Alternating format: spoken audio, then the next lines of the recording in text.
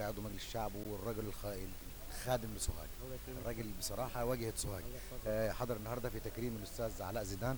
كلمه في حق الاستاذ علاء زيدان، وبما انكم انتم متقربين لكم مع بعض. اخ على اخ وصديق، وراجل من الناس المخلصين في هذه البلد، وليه بصماته في كل حته للامانه، على حتى مش في نطاق الازهر وفي بيت العيله، وراجل متواصل مع الجميع، وما شاء الله ربنا يكرمه، ويكون دي يعني بدايه خير ليه. يعني بدايه سن ال60 دي هي بدايه الحياه الطبيعيه للانسان، بعد كده يعيش حياته كده باريحيه، وربنا يكرمه ان شاء الله رب العالمين. سياده النائب، هل في مواقف حصلت بينك وبين علاء زيدان جانبيا كده، وانت طبعا علم من اعلام سوهاج؟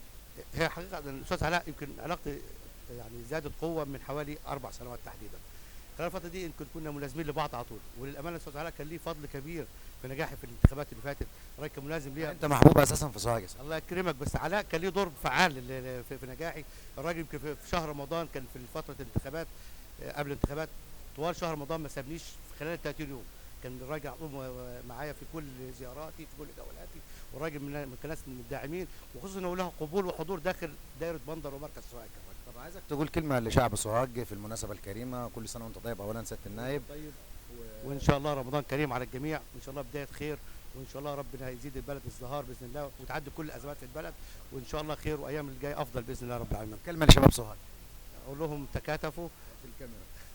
اقول لهم تكاتفوا واجتهدوا وابذلوا المجهود، ومفيش اي حد بيبذل مجهود ربنا هيضيع اجره ابدا، وباذن الله مستقبل مشرق باذن الله لكل شبابنا باذن الله. شرفنا بك يا سياده النائب.